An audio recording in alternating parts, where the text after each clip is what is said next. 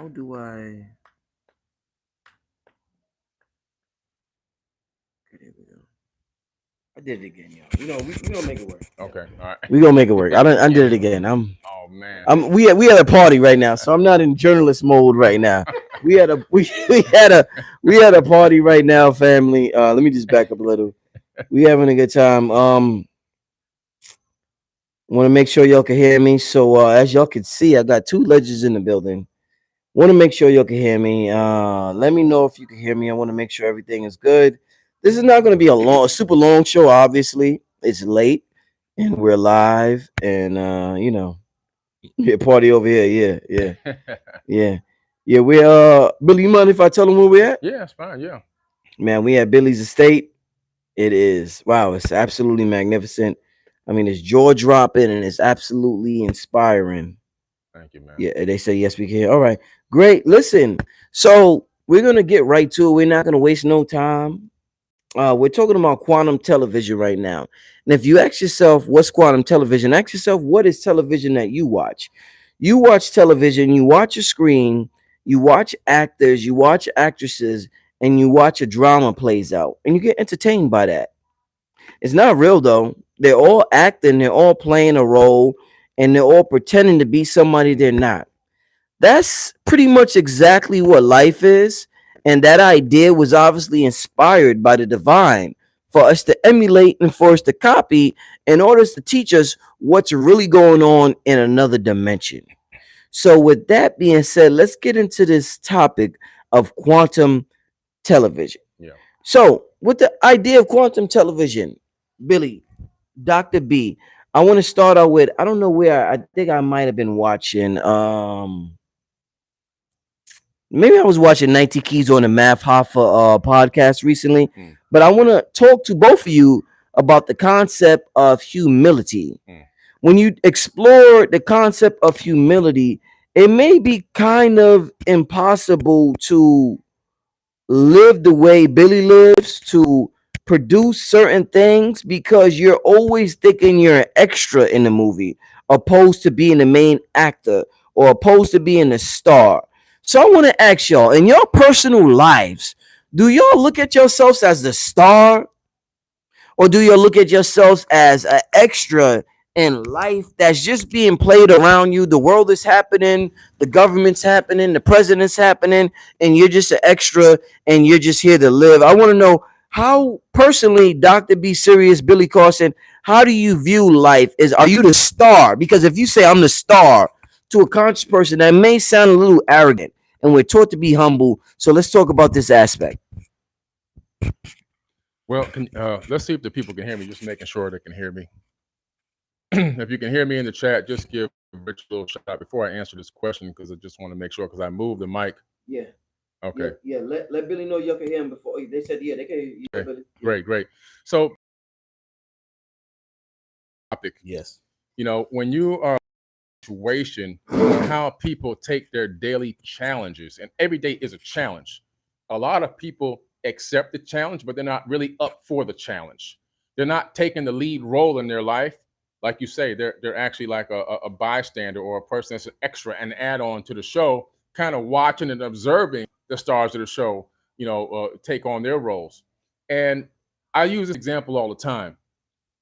Every challenge that I take, I believe wholeheartedly in my deepest heart of hearts that I'm going to win that challenge.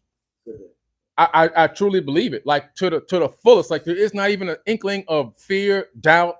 If I take, now remember, this is if I take the challenge, right? Now, every day when you wake up, you got responsibilities that you've already pre-accepted. Mm-hmm. That means you already accepted challenges. So you wake up and you go, okay, I got to do this, and this today. There's a set of things that have to be done in a particular day to move along in your life, the things you've agreed that you would accept as a responsibility. So you've all taken challenges. Like I say, if Michael Jordan walks into this room right now and says, hey, Billy, I challenge you to a one-on-one. If I say yes, now I'm accepting a challenge. Mm-hmm. That means in my heart of hearts, I'm going to beat him. Now, some people, this is what they do. They'll say yes because, I get to play one-on-one with Michael Jordan. Mm-hmm. You're not saying it because of that. I'm not saying it because of that. I'm saying it because I'm about to, look, every dog has his day, and I'm about to show him something, and I'm going to win. You see? And so that's the mindset that I go into everything with, because Michael Jordan is not immortal and all knowing and all winning. He's gonna lose a couple of games here and there. He's gonna lose a couple of one-on-ones here and there, which he has done. Mm-hmm. Today might be my day to take him out. But you got to believe it in your heart of hearts. You'll have, if you accept the challenge, believe it that you're going to be able to take on that challenge and actually win it. And so a lot of people, they just don't do that. So if I take on the challenge with Michael Jordan to be fun and cool and say, look, I could talk to my grandkids about how I play with Michael Jordan, what I'm doing is I'm taking a subservient role. I'm just a person that's being entertained versus a person that's taking control, taking the bull by the horns, as they say, and taking more control of my life.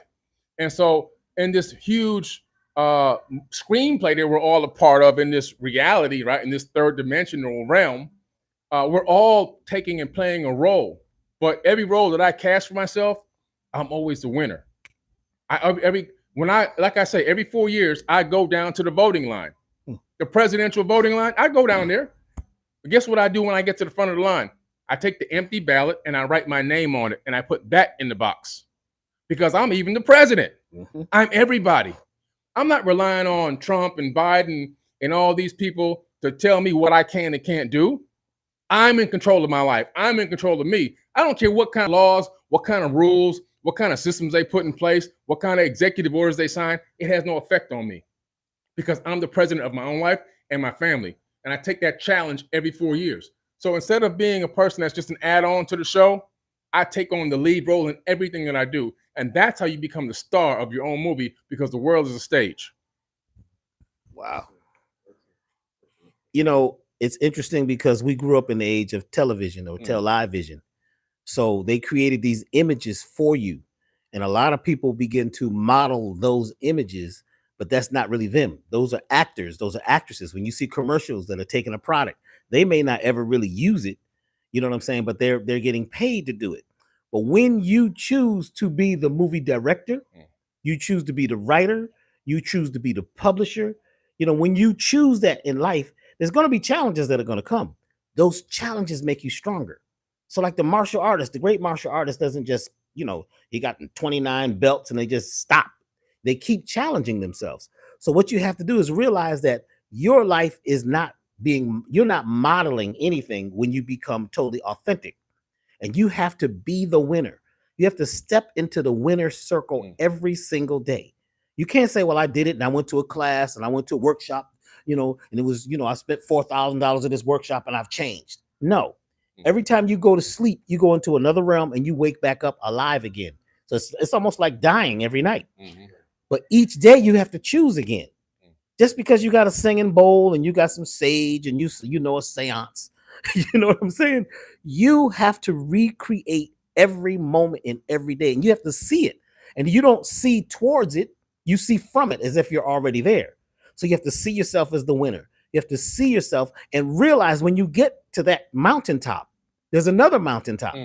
No matter how high you go, there's someone higher, or there's another peak higher. You see, no matter how low you go, there's someone lower. But when you give thanks, you're grateful for the things that are coming. You're grateful for it. But who are you thanking? You're actually thanking yourself. You're thanking your genes. You got the same genes as as every being on the planet. It's not the same genes. You have the same particles. So you have the same potential. But you have to activate the potential. You get a new car and you don't know how to kill. You don't know how to drive. It goes nowhere. So you have to see yourself in the car, see yourself going places, where you're not showing off. And this is where humility comes in. You don't have to show off. You have to show out. You have to show up. You're not trying to make people look at you and envy you. We're working to help people come up to where we're at and higher. So one of the things that I've always done, people say, well, Dr. B, you've taught a lot of herbalists. They've stolen this from you and they're making more money than you. I said, listen, as a teacher, I would like my students to be better than I am. I don't want them to stay lower than me. That's not what I'm doing this for. I'm here giving it away. Like now I do more teaching than anything else. And I'd like to see people really grow. And see, that's what I give back. But I got to be at a certain place. I got to live a certain way and have a certain standard for them to look up to aspire to. There's a difference between greed and aspiration. When you're aspiring, you're saying, I'm going to do these great things to give it away. Billy was talking about how much money he's given away and how much help he gives to the community, to people. You see what I'm saying? When you do those great things, more things are going to come back, because every time you put money out, you say return 1,000-fold, return 1,000,000-fold. So you're investing. So realize that the television, right, that you're creating is yours. You see, it can be television where you're just tripping, or you could say, no, I am producing this. Today, I'm going to do these great things, and I'm going to be around great people. You'd like to be, what someone once said, if you're the smartest person or the greatest person in the room, you're in the wrong room. Yeah. So it's best to be around people who have pieces of the puzzle, who may be better at something than you. Now you are not only the director, but you're an extra. You're not only the actor, but you're the makeup person. You are everything in the room. You become everybody, and even if you have a whole crew around you, you give everyone so much love, right? And give them so much energy where they become you and you become them. Yeah. Now you have humility, and you like more in your life, so you can help more people instead of just me, and look what I bought. Yeah. You buy great things. Well, we don't buy anything because we don't own anything. That's the great thing. You realize that you're using things. You get a chance to use these things, but teach other people how to do it too. I've learned so much from both you, Brother Rich, and Billy, just in the last 6 months. Now it'll be 6 months next month in July since I met you. And just 3-4 months we've known each other. I've learned so much because I'm in a television show, but it's my show too. Yeah. I'm a director of my piece. Yeah. I decided what I was going to wear today, what I was going to do. I was so excited about coming down here. I saw the event before I got here. So when you start seeing from the end, with the end in mind, and put all your energy in it, now you are you're not the television, you're the show. Yeah. And you got to show up and show out. Oh yeah. Yeah, partners, we got to pass the mic. I came here to really celebrate Billy and his fiance. I didn't really come to film, but the opportunity presented itself. So we're here filming, family. We came out here to have a good time and enjoy life, but we're still, this is in our heart, so we can't help it. We're gonna end up filming regardless of, we could be in the middle of an ocean. We be like, peace, middle of an ocean. We can't help it. But listen, I think what's interesting about this game called Life, or this quantum television show called Life, is that, and I want to use Billy as an example. Billy, you could have everything going. I'm like, this is beautiful. This is absolutely beautiful what you got going on, Billy, right? This is absolutely beautiful what you got going on here. The thing about life, and that what I discovered, is that regardless of what you got going on, say your brother is a crackhead. Or your mother, let me use another example. Your mother is a crackhead. Now, your mother being a crackhead, it's almost like you're a crackhead. And regardless of how successful you are, Billy, because you're such a sensitive person spiritually, you feel your family members and your loved ones' pain immensely. So you got everything going on. You popping, Billy, but your loved ones are suffering. Now you suffering. That's a hell of a game to play here on Earth. Could you talk to us about navigating that aspect of the game where you mastered the matrix, Billy? You the man, but your loved ones ain't got it together. So now you suffering because you feel their pain. Yeah. And Billy, Dr. B, you could add on to that. Yeah, that's a really good question. And this is something that I actually lived. Yeah. So this question that it's home for me. Because I really remember when I first started decent level of success and started accelerating past family members, at least financially. And then you go back and you try to give advice, you try to help out, but nobody wants to listen. All they want you to do is give. I mean, it's everything. Somebody dies, call Billy. He gonna pay for everything. Somebody need tuition, call Billy. Somebody's car insurance is overdue, or their light bill, or their mortgage payments due, call Billy, right? And if somebody needs a new car, call. I can't even tell you how many cars I've bought for people. I mean, I gotta have spent, I don't know, 15, 20 cars at least I've bought by now. And so it's like, and at some point, and you're trying to teach them, but they don't want to learn. You're trying to help them, and you see where they're at. You see the drug use, which has been prevalent. You see the abusive nature. You see them accepting abuse from others, and you try to get help to see if you can get them out of these situations. And you realize that there's an old adage, and I added something onto that adage. You can lead a horse to water, but you can't make them drink just because you're thirsty. That's the part I added on, just because you're thirsty, right? I came to the point where I realized I couldn't be thirsty for them anymore. And that me being thirsty for them was causing me anguish, heartache, heartbreak, suffering, and dis-ease, which was turning into disease in my body. And so I realized that at a point I had to stop. I had to learn how to start saying no. And I had to start learning how to love from afar. Still love, still wish blessings, still help out when I can. I learned something really important. I never lend more than I can afford to lose. If I can't afford to lose it, you're not going to get it out of me now. There's going to be no more just I'm not open bank. You don't trust that they'll give it back. It's never come back.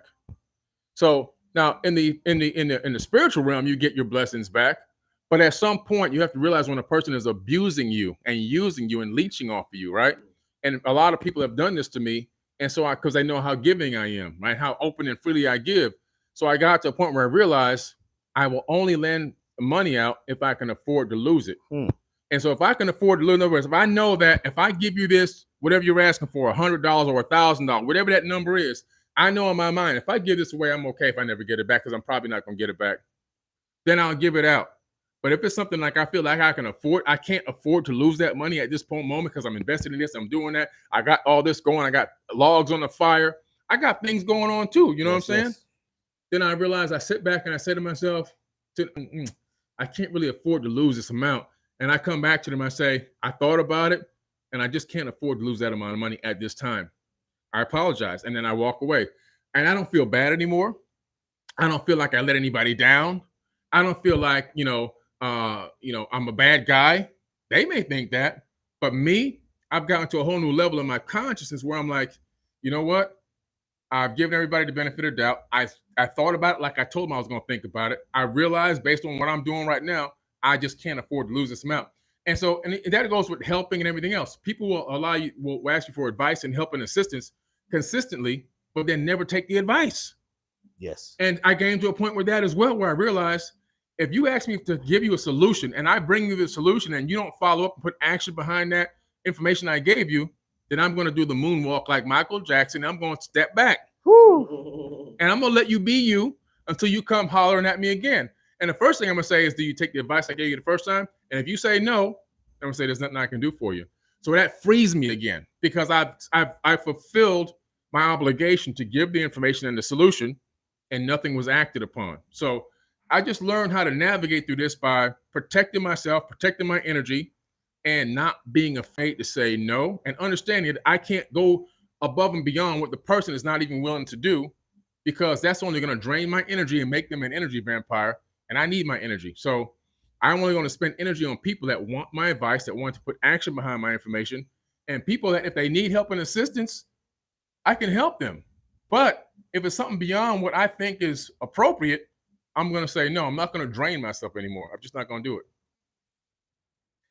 And I realized that when I made my first large sums of money in the music industry, everybody called. People I haven't heard from forever. They needed everything. You know what I'm saying? Because they heard about my record. They saw me at the awards and they called and when I first did it, I felt like I have to. I'm the only one in the family that blah, blah, blah, blah, blah. So I gave a lot away. And I remember my tax man saying one day, he says, well, did you get receipts?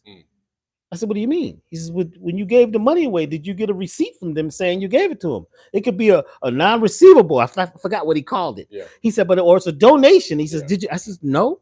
He says, well, that was stupid. So you got a tax problem because you gave it away. He says, you have to invest. So what I learned from all of that, that you have to give the people the seeds, but you got to plant it and water it. So when somebody comes to me, they're in dire straits, they're going through something, I sit down, I said, let's get calm for a minute. How did you get here? What was the situation? Do you realize what you did? Now we need a plan, and you're going to have to follow the plan. So I'm going to give you this amount today, but you're going to have to do A, B, C, and D to get the rest of it. Oh man, but I need it now. But there's nothing we can do right now because we need to see that you're going to actually grow. You're going to grow these seeds. And Billy made a good point. You don't give something to somebody unless you can let it go. My father used to always say, he says, don't let somebody borrow something if they don't have anything. If they've never had anything, they're not going to respect it. So I let a cousin borrow a car one time, and it came back. It was dented on every side. Oh man! And he was like, "Man, I had a few accidents. Can't your insurance pay for it?" But my insurance policy goes up. You know what I'm saying? I had to get rid of the car. I didn't even take a claim on it. Yeah. But what you have to do is realize what love is. Mm-hmm. Love is not supporting people to the point where it actually makes them sicker. You're a co-creator in their drama. Yep. Why? Because they didn't. Love is sometimes tough. Let's work out a plan. If you're not willing to work out a plan and you're poor, broke, lonely, and you like that, you like to be in that traumatic state, then this money's not going to come back. It's not going to help you. You're going to keep coming back. Yeah.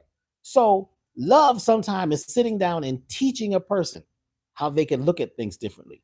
Let me show you how to do it. Are you willing to come to a meeting tomorrow morning? Can you be here at 9:00? They don't come. Well, you didn't come to the meeting at 9:00? Well, you don't see what had happened. You see, then you get that talk. You already know the vibration. Well, you need to go down and go sign up with the city or something. I don't know what you need to do because I can't help you because your word is your bond. And I tell folks this all the time. Your word is your bond. That's from the 4 agreements. Be impeccable with your word. If you tell me 9:00, I had an issue today because I told Billy I would be here too. It was like 2:08, and I'm like, oh man, because you know what I'm saying. But it was to a party. Right. It was to come here. But my word is important. Your word is important. Yeah. So if you say you're going to do something, then you need to do it. And that's how most people got in dire straits anyway. Mm-hmm. They were not impeccable with their word, even to themselves. You have to have your word. My word is my bond. But I had to learn that. Mm-hmm. You see what I'm saying? And you can't assume nothing. Well, Billy's going to hook me up. You know what I'm saying? I mean, he living all up over there in Boca Raton. You know what I'm saying? He said they got pet alligators in the backyard. And you know what I'm saying? They said he had a leopard, you know what I'm saying? And a jet that lands on water. You know how the story gets. They got a jet that lands on water. The story's bigger and bigger. You know what I'm saying? So pet tigers. You know what I'm saying? Half wolf, half lion animals, you know what I'm saying? From Egypt. You know what I'm saying? So you realize they got a story anyway. They have a certain belief. But once you realize that they didn't keep their word about a lot of things, you see what I'm saying? Like when you get a credit card, you're saying that you're going to pay it back. But what happens is you go buy stuff, and when it's time to pay it back, you don't want to pay it. See, that's habit. Mm-hmm. You got to break these habits. So once you give your word and you say you're going to do something and you're asking for help, I'm going to need you to follow this to the letter. I love the concept. Billy said, well, if, whatever he leaves to the family, they have to have this. They have to have that in place. They got to, have a certain, that was really good, man. And I thought about that. You got to have, your credit's got to be at a certain place. You have to, you have to be ready to do what it takes to get out of your slump. Mm-hmm. Otherwise, you're going to drag me down. Yeah. And if I get too emotional and I'm crying with you and, oh boy, let's go down to Bank of America together. You see what I'm saying? And they cry. And then what happens is they forget about you. Oh, yeah. You see? So that's what we got. We got to remember that love is sometimes going to be tough. And you got to do the thing that you really got to do to help that person come up. But really helping them by planting those seeds. Oh, yeah. And I guess this kind of, maybe you already answered this, Dr. B. But the way I'm going to ask this question is going to really hammer your point down. And Billy, I want you to respond to this also. And the question I want to ask, and this is a big problem, whether you're a celebrity, whether you're black, whether you're white, whoever you are, whether you're young, whether you're old, how do you love a family member that ain't shit? We all got this problem. We got family members or friends or whoever who we know they ain't shit, but we're on a high vibration. We're on a high frequency. So we see past the fact that they ain't shit and we love them regardless. But you don't want to love them to the fact that they use you. So I guess maybe y'all both of y'all touched on this already, but the way I asked it a real harsh way. Right. Could you answer it directly? How do you love somebody who you know ain't shit? Yeah, well, that's a good question. And, I've been through this as well, unfortunately. But I think most people have, there's always that one person or two in the family that that just for whatever reason, they got it in for everybody. They cause drama in every situation. They're the ones that people are running from when there's a a family reunion or a get together for a holiday or whatever. They're the ones that spark all the controversy, have all the gossip, that take money and never give it back, and lie on others and pin different family members against each other. And what I began to realize, initially, I would get very frustrated and angry with those people, to the point where I stopped putting myself in a situation where I stopped going to family events, because I realized, I'm like, why am I going here to be in all this drama? Just don't go and I'll be happy. I'll have my own celebrations at my own house. And that's what I started doing. So I removed myself from the situation. As I got a little older, though, I learned that everyone's brain doesn't function the same way. And so these people that I see, there's two things I actually figured out. The first thing is that these people's minds are functioning and sparking in a way that has them with a mental illness. It's a form of mental illness when you're acting and doing these types of things. Either they don't have control over their frontal lobe, they have issues with blood flow to the brain. They have a form, in my opinion now, after studying the brain so deeply, in my opinion, they have a form of mental illness. They could be psychopathic schizophrenics, they could be sociopaths, they can be narcissistics, they can be all this. And so I started going, wow, not that I'm harsh for removing myself. I still love them. I love them from afar. I wish them blessings. I wish them the best. I speak good about them. I don't talk bad to any. Ask me about so and so and so. Oh, I haven't talked to them in a while, but I hope they're doing great. Right. I don't start getting into all the gossip and all the side talk and all the going down memory lane about what used to happen. I just say, hey, my quick piece. I hope they're doing phenomenal. It's been a minute, but I hope they're doing great. And the second thing that I figured out about this situation is there's people on this planet, because I believe in reincarnation, and I believe that there's people on this planet that are ancient, and there's people on this planet that just arrived. And your kid can be older than you in the spiritual realm. Your kid can be eons old from visiting this third dimension, and you could be a brand newborn baby that just got here. Woo! In the spiritual realm. You could have just arrived. And so there's people that are 90 years old that are newborns, and there's people that are 25-year-olds that are ancient. And so I started to also look at it in a way from a spiritual aspect where some of these people, I can't be harsh with them because this could be their very first or second time here. They got many more lifetimes to go before they develop into who they truly are going to become. And so that's how I began to handle the situation. See, what I did one year was I realized that my family was distant from me, and they looked at me as the black sheep for many years. And now that things were going a lot better, it was different. All of a sudden, oh yeah, we always knew you could do it, and but they weren't there. You know what I'm saying? So I went out and I read this one book, The Four Agreements by Miguel Ruiz, and I read that book and I said, I want everybody to have it. I bought a box of these books, gave them to everybody. I said, this book right here is the answer. And then, next year I go back and said, but did you read your book? Or what was the name of that book now? What was it called? What was it about? How to win your arguments. They went from the Four Agreements to how to win your arguments, and I just looked at who read the book. Well, I ain't gonna be sitting up reading. I don't even know where the book is at. See, I'm done. I actually gave you something that could really help you, that helped me. You see what I'm saying? I had to come up to you. They had things they said about me. I was slow. I was unteachable. I was dyslexic. I was special. I had a lot of issues. But guess what? I had to go through that. And I will walk everybody through those steps. You're not going to go through the same steps that Dr. B went through, but I will teach you if you're open.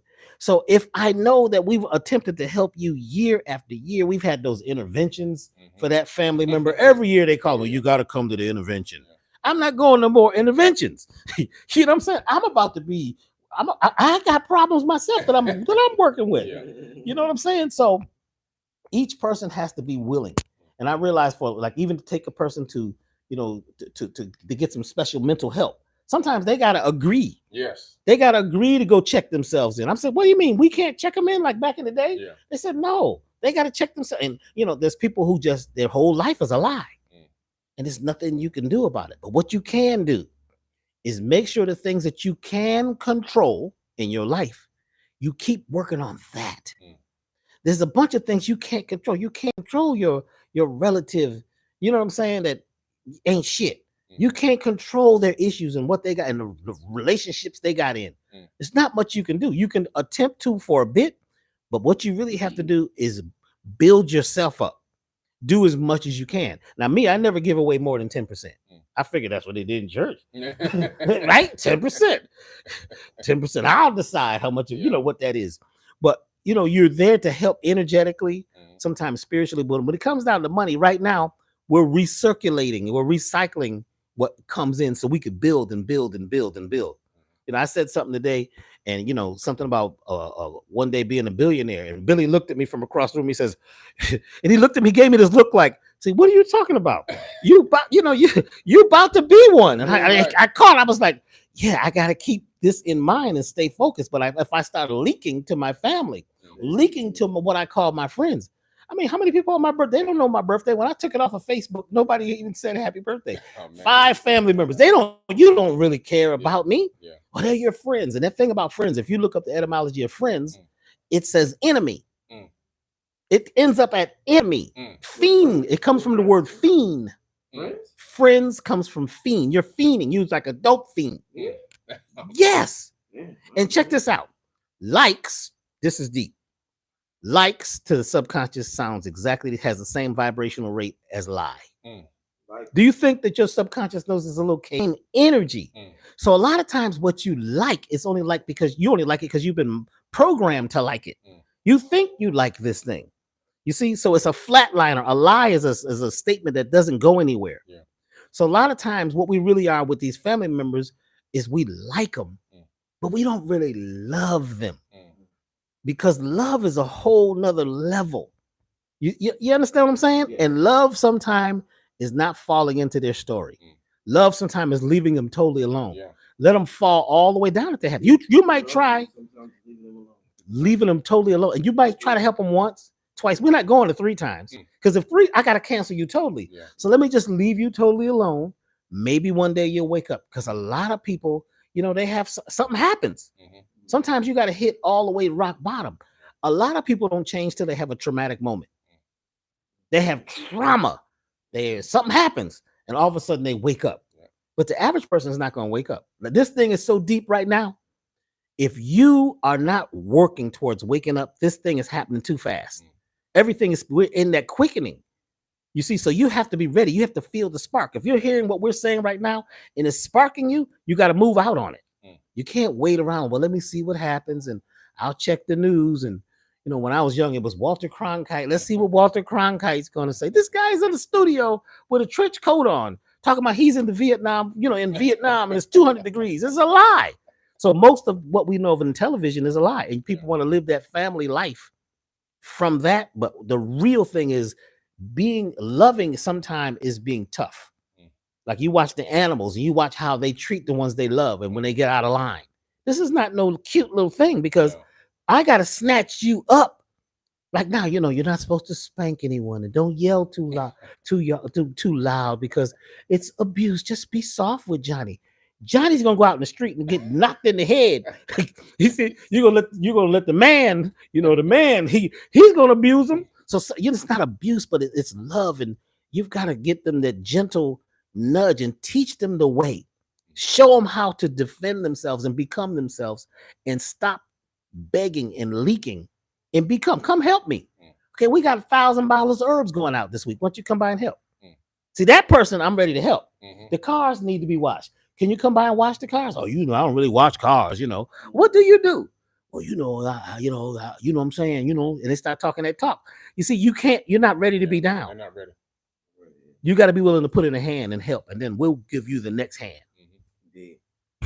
What I want to ask you all about next, and I want to thank everybody for tuning in. Shout out to everybody.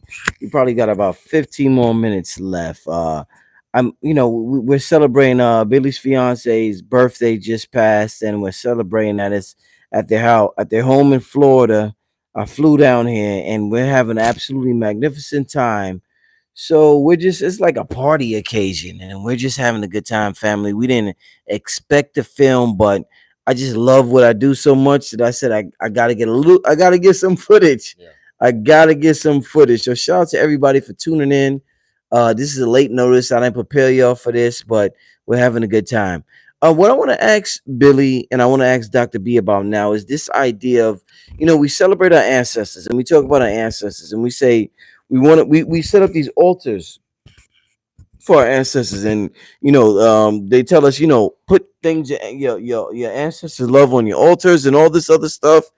But when you study quantum physics, they say, unless somebody observes you, so it's almost like if our ancestors, like let's say my mother, she passed away when I was 25, because she's not in this realm no more, and she's able to even observe me.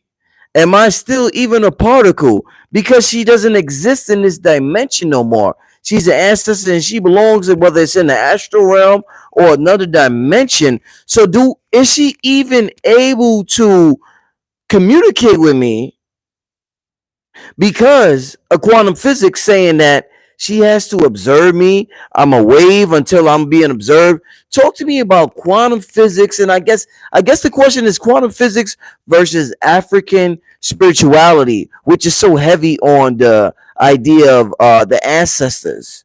Talk to me about that. That's actually a great question. And to be honest with you, yes, she can observe you. Yes, she can even communicate with you, even if you're a waveform, because waves are waves of information, waves of potential, waves of information. You see, the waveform, it carries information. Just like your cell phone right now is streaming a live stream from here.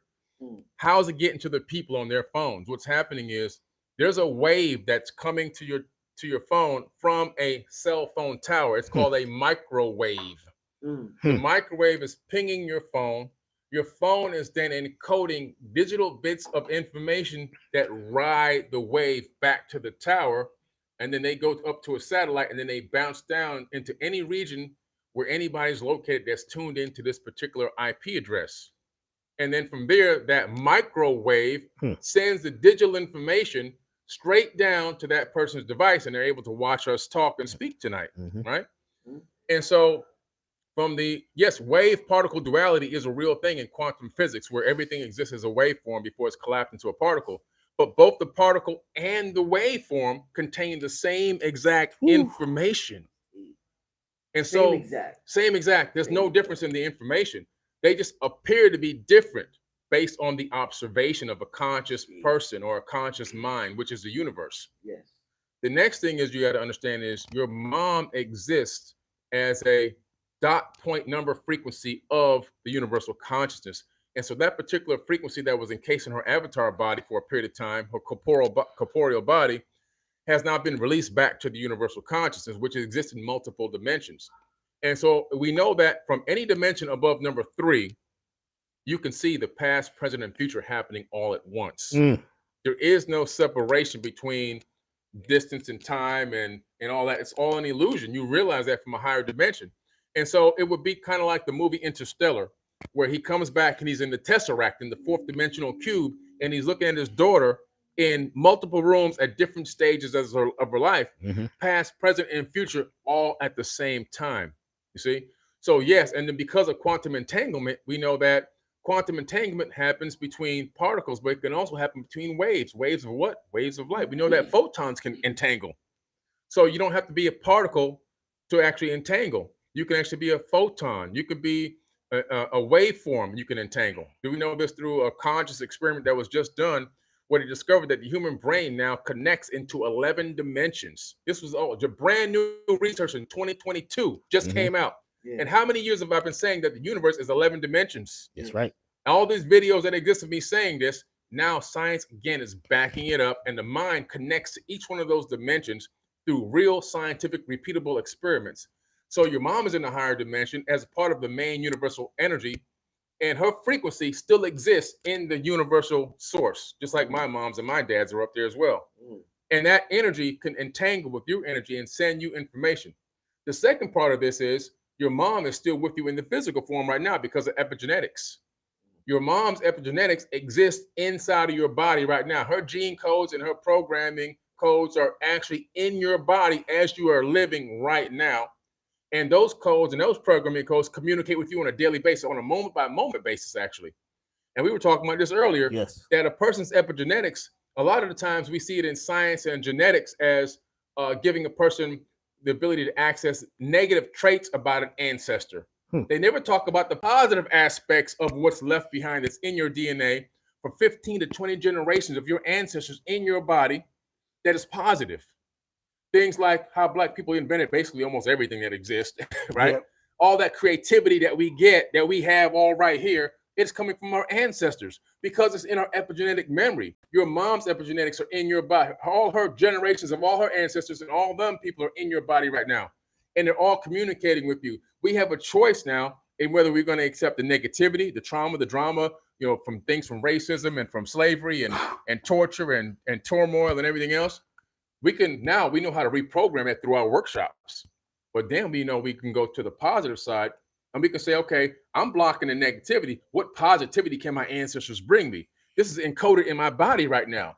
So through meditation, we can begin to allow the ancestral energies that exist in our own gene code to give us downloads and input information as to where to go next, how to be creative, what things to think and dream about. Like we were talking about earlier, when you are living in the life that you're truly walking in, you're living the blueprint for God power, the real blueprint for God power. What's really happening is you are the dreams of your ancestors fully realized. You become that. Everything that your ancestors dreamed for the future of their offspring and generations deep into the future, you have literally become that. When you step into that blueprint for God power, that's what you become. You become the dreams of your ancestors fully realized. And it is from wave or particle, it really doesn't matter because information is all there. Okay. Ooh. So, you know, it's really interesting because, you know, our parents, all of our parents are on at that next level. Yes, sir. And if you can remember them, boom, they're online immediately. They're not gone unless you think they're gone. This is why nowadays I don't go to funerals because I don't need to see the person there in that state like that. I need to remember them being alive. If once I see that, it's traumatic. The people are crying and the energy, and it becomes a whole miasma of energy. It's just, oh my gosh, it's just so much sadness, and then he's gone. And no, energy just transmutes, it changes. But those beings that we call our parents, our whoever our friends were, they're still here. Even though they don't have the physical body, they're here more now than ever. My mother and father are with me now more than ever. Because before I used to have to fly from LA back to Connecticut to visit them. Now it's no flying. If I say mom and I ask, because I have these things, these once a week, I'll sit down and ask for the people I really respect in life to be with me. Mastermind group. I'll just sit there and ask them questions. Well, you know, I'm about to do this blueprint for God power. And I'll go around the table. What do you guys think? And somebody will speak. I'll actually hear their voice. And some of these people I never knew, people that I have to come to my mastermind group. You know, I learned this in Think and Grow Rich. And I said, let me try this. Oh, this works. Because you are calling on these energies, which you might call entities, and they're there for you and with you. So once you create separation between you two, you got a problem. You know, I wish my mom was still here. Just call mom. That energy that was coming through the lens, right, of you or her is still there. You and like you say, it's in your physical body because where'd your body come from? How could you be disconnected from her or he or whoever it is? And the other thing is everything is in those waves. And this is one thing about waves. They're always waving at you. You're always getting the wave. And here's the problem. A lot of people don't celebrate what they have. So the universe has been waving at you every day until you celebrate and get that serotonin rush, right? You haven't waved back. So you keep talking about, well, how come I don't have this? Because you haven't told the universe that what you got is great. When we did God Power 1, when it was over, I celebrated. I ran outside with my feet in the grass. I danced around. We did it.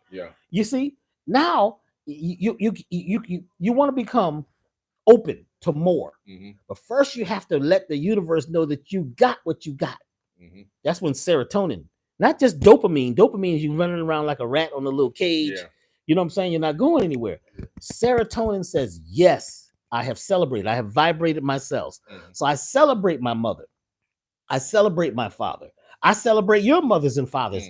Even though I didn't know them, I know them now because we're in this room. So who's in this room? Man. We think it's just 3 of us in this room. Yeah. But no, actually, it's got to be 2, 4, 6. It's at least 6 of us in this room right now doing this interview. Then we got to look at their parents and their parents and their parents. And on this continent, you got about 4,000. We did the math one day. You got about 4,000 people with each of us who are here with us. It's like a gang. Wow. We talking about a cosmic gang right here. So, but once you negate it by saying they're not here and they're gone, then all of a sudden you cut it off in your own mind. Yeah. You turn off the antennas that would pick up their energy. Because sometimes if you just say, you know, Mom, let me know that you're here, and the wind will blow. Now the average person say, oh, the wind just blew. Wind just don't blow. Right. Do you understand what I'm saying? We are the wind. We are the trees. We are the leaves. We're everything. Yeah. But once we accept that and we realize that we're a part of a quantum universe, then we become everything. And everything is alive. That's what they call animism. Yeah. Everything is alive. And we're getting back to that now.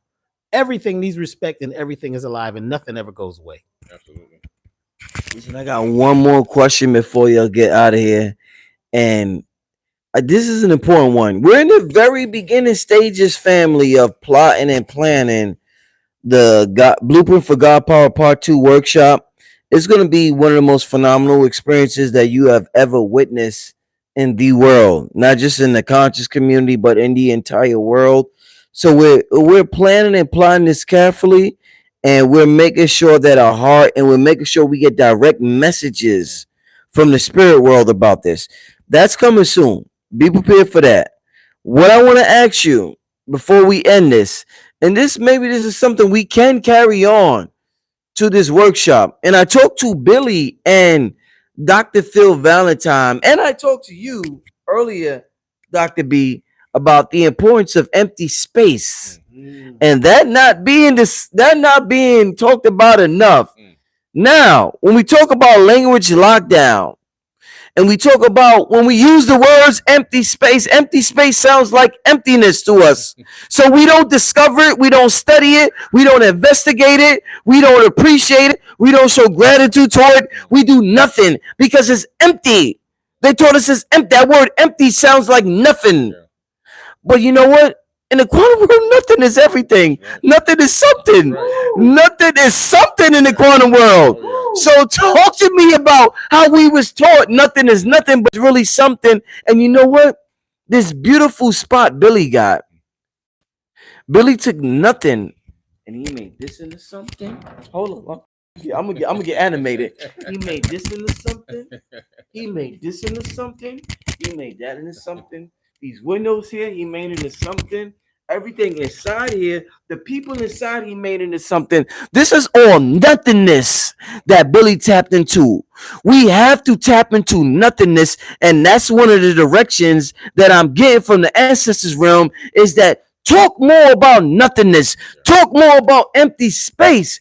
Where the F do you think this is coming from? So please talk to me about empty space, nothingness, and how does a word, a thought, a feeling, something that is invisible becomes visible? Oh man, what a powerful and great question. This is a great one for the last one too. Yes.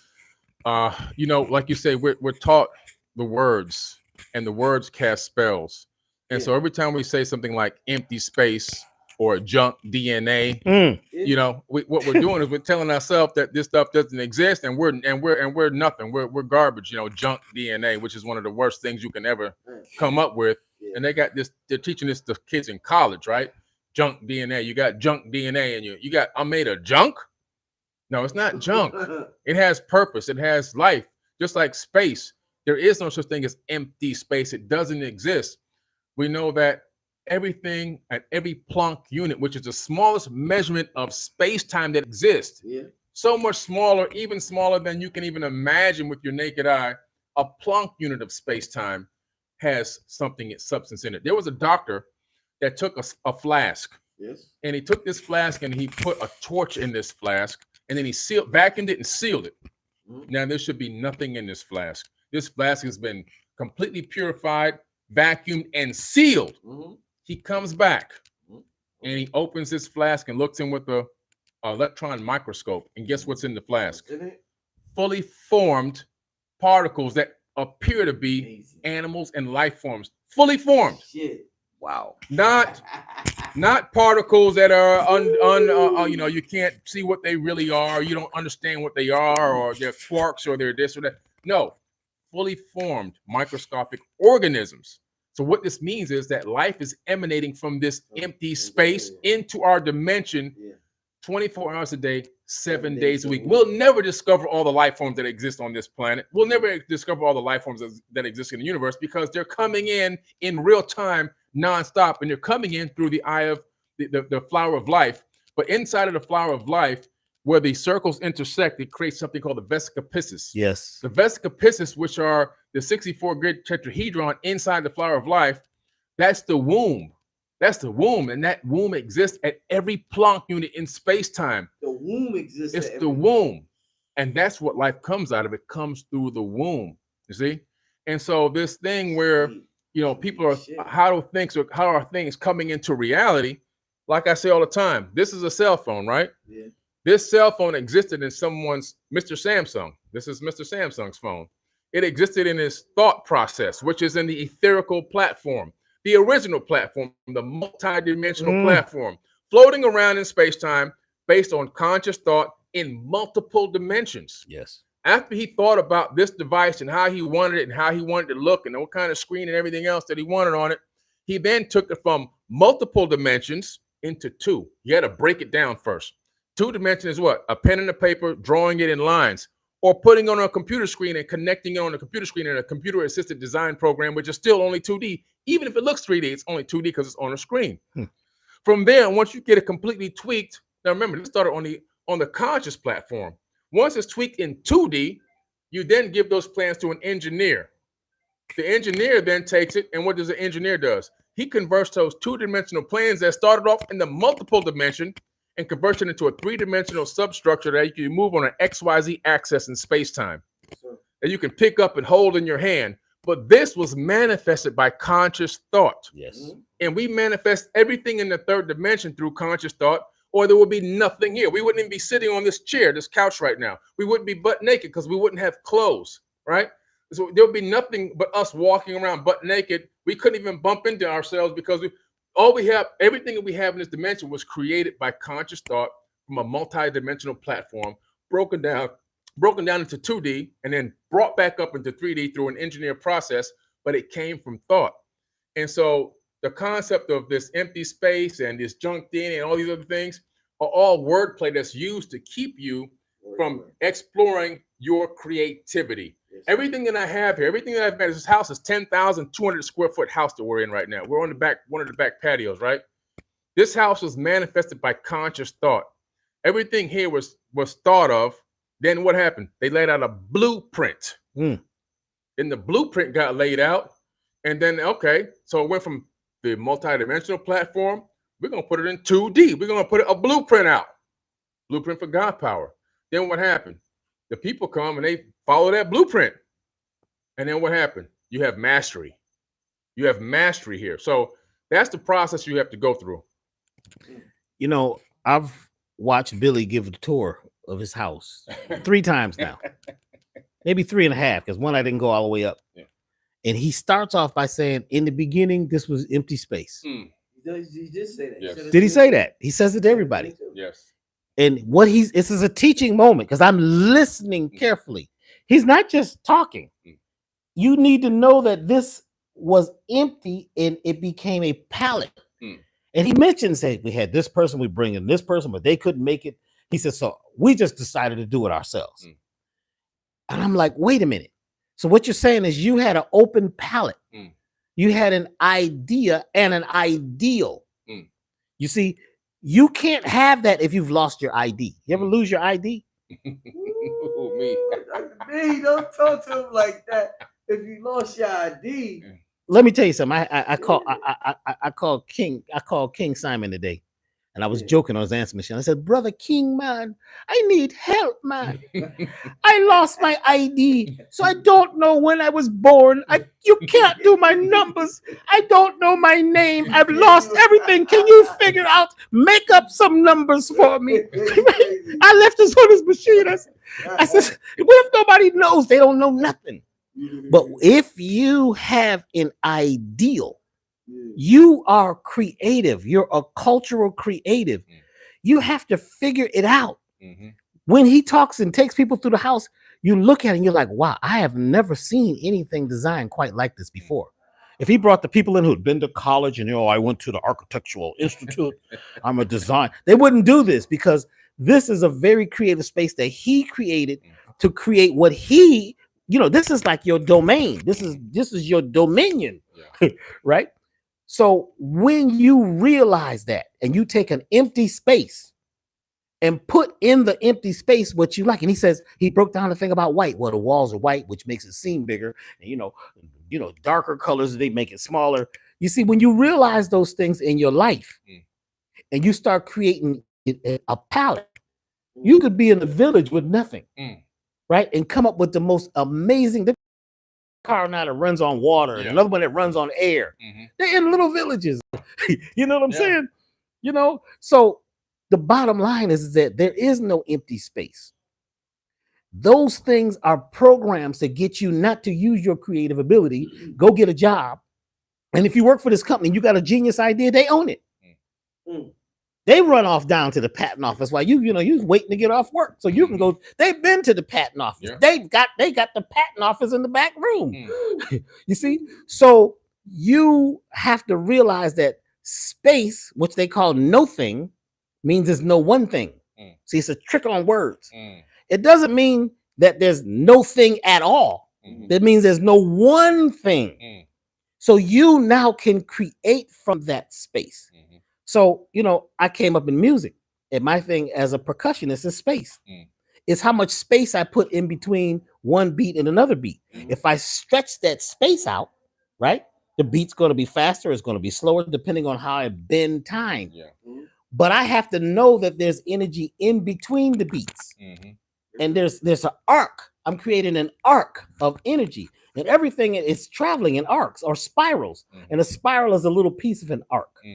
So once you say, I have this place and there's nothing here, no one thing, I'm going to use this place, these waves, which are ideas, and I'm going to create based on what I like. But a lot of times your likes is what somebody else likes, and what you think your friends are going to like, and what you think your family's going to say, because you're trying to get that wow effect. Instead of creating a space that is so beautiful for you. You see, 10,000 feet. What if you had 10,000 feet to work with? You see, what would you do? So when you're in the place where you're allowing it to come to you, you send the waves out. You just keep sending them. It's the repetition of pleasure or pain that programs not only your subconscious, but also you're sending those waves, casting those waves into the quantum field to come back. But you have to make sure you got your ID. Most people have lost or gave away their idea. They don't know who they are. They were told who they are. And when you go to the family reunion, what do they say? Oh, yeah, I remember you to change your name. I used to change your diaper. See, they're reducing you. They reduce you. Don't forget where you came from. No, maybe you do need to forget where you came from. maybe you need to let that go, because you're coming from where you're going. Where are you going? I come from where I'm going. I'm creating where I'm going. I'm creating a path. That's a Tao. If you don't have a Tao, if you don't have a path, if you don't have an idea and an ideal, then you can't create from something. We'll be the copywriter. We got to be the publisher.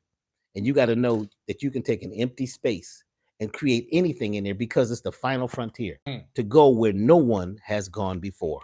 That's your job. That's what you're supposed to do.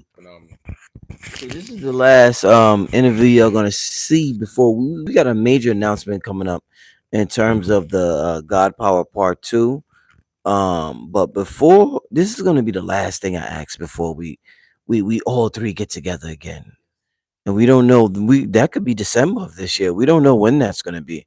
But I want to ask y'all this because this is important. I was about to wrap it up, but I'm saying the spirit said you gotta ask him this. Gotta ask him this. Being what we just said about empty space, what the fuck is what the hell are we inhaling? This is not empty space. Dr. Deepak Chopra said what we call empty space is the fullness of the divine essence we call God. What are we in? If we've been fooled about the term empty space, what the hell is oxygen? What the hell is air? We've been lied. We think we're just inhaling. This shit. This shit is full of information. This got to be the most amazing. How you talk about smoking weed, smoking crack, taking ecstasy, taking all these drugs. Oxygen within itself got to be the most amazing thing we can ever inhale. Please talk. What the hell are we inhaling when we inhale oxygen? Because there's got to be some amazing shit. If it's the fullness of divinity, like they saying, is not truly empty. And this will be the last question that I'll ask with all three of us together until we make this announcement later on this year for the God Power Part 2 workshop. Go ahead, fellas. Oh yeah, God Power Part 2 coming soon. That's a great question. So you're talking about inhaling these atmospheric gases, this soup that we're living in. You're talking about inhaling prana. This is prana. And so in the Indian Vedas, you find out that the prana, you're literally breathing in the air, the gas of life, the liquid of life. And these molecules that we're breathing in it's not just oxygen, it's 21% oxygen, hydrogen, helium, argon gases. We're krypton, believe it or not, we're breathing in all these gases all at once. It's not just oxygen, and these things combine together and come into our body, and then they literally excite the cells in our body. They penetrate cell walls. They give energy to mitochondria. They travel around the body and bring nutrients to places. They trigger protein responses and hormone responses and everything else. So obviously, without this atmospheric soup that we're breathing in, this prana that we're breathing in, this avatar body will not be able to hold and lock in the spiritual beam of essence that's coming into it, which makes us us. We inhabit this avatar body coming from higher dimensions. It picks up the frequency of us and it holds it temporally, in temporal time. It holds it in this body. But oxygen plays a huge role in all of these elements that we're breathing in, these molecules. They play a huge role in giving the body the ability to utilize all the mechanics that it has to encapsulate this spirit for a period of time in the third dimension. And so, it's so powerful, but people have to realize, I remember I was talking to this guy one time, he thought that we were breathing in 100% oxygen. And I'm like, no, there's other elements that we're breathing in along with it, right? But all this stuff works together to sustain the way that this avatar body works, because we're not plugged into an electric outlet to keep functioning. Of course, we eat foods and things to give power, but a lot of this stuff, you got to realize, without the oxygen, you die. Without inhaling this gas, this prana, your body will cease to function properly. And then eventually it will actually cease functioning completely. So it's so incredible that the divine spark that created everything in this universe devised a way that a star could explode and create elements that can eventually bind together to create molecules that we can actually utilize to sustain and house a spirit in an avatar. That's incredible. Yes. Truly incredible. And oxygen is interesting because I realized one day I was watching a Disney program and it was Mickey Mouse. And I realized that Disney was talking about how he could be liquid in everybody's house if they gave him these government contracts, because he created all the propaganda films for war and all that. He says, if you give me this contract, I'll be in everybody's home. I'll be liquid. And I was looking, I saw Mickey Mouse. I said, oh, wow. That's one molecule of oxygen. It's really big. In the two little ears is hydrogen. I was like, wow, Mickey Mouse is a government program. You see, and you're singing the song, and and that's liquid. He's in every house. And then you got the song, Mickey Mouse, dun, dun, dun. This is not happy. You understand what I'm saying? They're putting you in a spell. So when you realize that Everything in science that you think is scientifically proven is just a theory. And none of these people agree. None of the scientists agree. They all have different points of view, different theorems. When you realize how much is in the air, and you realize how much breathing is important, breath is important. Yes. It's just like when you get upset, you got to start breathing. If you don't breathe, right, your subconscious just goes and triggers picks up all the drama from before, and you react. But if you start breathing, the subconscious says, oh God, the diaphragm is moving, the 7 oceans, the 7 liquids in the body, they begin to pump, and it says, okay, the captain is in charge. Record new information instead of playing back old information. So when you breathe deeply, you start taking in more oxygen, more helium, more argon, all those gases. And guess what? You become the captain, because the captain has to breathe a certain way when talking to the crew, right? You can't get on the mic and say, hey, crew, this is your captain. Listen, we're going to a place and we could, with icebergs out there, there's giant saber-toothed sharks. You know what I'm saying? You can't, if you talk to your crew like that, there's no morale, and your body is like the crew. Every cell of your body is like the crew of the ship, the vessel. But if you get on the microphone and you breathe, this is your captain speaking. Everybody's at attention, every cell in your body, because it's the breath. You see, like with children, one way, I've helped to raise a lot of children. And the way you really get to children is you play with them. You got to go play with them. Yeah. And after you play with them, you breathe with them for a while. Then you sit down and you can really talk to them because they see you as being like them. But if you're standing up, what you're going to do what I tell you to do. And see, now all of a sudden they turn you off. You see, if you breathe with them, you start sharing oxygen. When you start sharing that same energy, the liquid is in here too. There's water. Oxygen and hydrogen make water. So then you become fluid together. Now you have a better connection. But when you breathe, you also have a better connection with yourself. When you use this energy, right, prana, or the vital energy, vital forces, when you use this energy correctly, you take full command of your vessel, and you've got to breathe into your idea. You have to speak to yourself in a way which is empowering. And to do that, it takes, and the throat, and I'm going to say this and I'm going to be done. The throat is really important because the throat chakra, it takes energy that's coming from the cosmos and transmits or transforms it into physical energy. And it takes energy that's coming from the earth and through your physical body and transforms it into cosmic energy. So it's a transistor. Your throat, that's what's causing the switch, is your throat, your voice. You see, it's your voice, it's how you speak. And I listen to people talk, I listen to their tone. Some folks, well, you already know the story. You don't even need to hear the words. I went down there. They told me, and I did everything. I did everything Billy said. Everything Billy said to do in the God part, and none of that stuff worked. Nobody ever called me back, and around, it's like I'm crashing plane. You understand what I'm saying? I did one thing Billy asked me to do that he mentioned. He didn't ask me, but I was watching God Power, the second part, and it was I called one phone number on there. You got an amazing result. 2 weeks. My credit went up 140 points. I just told the guy. I'm sorry. Dr. B done told everybody this story tonight. He's not lying. He told everybody who would listen to him tonight how much his credit score grew by listening to Billy with a reference Billy gave at the God Power Conference, the first one we did. It wasn't bullshit. The people who were speaking actually benefited from the other people who were speaking. It wasn't just about y'all. We was all benefiting from each other. Amazing shit. Go ahead. I'm sorry. I was all pumped up, because I was in the 700 club. You got a 700 credit? Oh, wow, in the 700 club. And then this was just 2 weeks ago. The guy says, I want you to check your credit. I'm going to send you a thing and blah, blah, blah, blah, blah. And all of a sudden, he says, have you looked at your credit? I said, no. He says, I'm going to show you something. All my scores are in 800.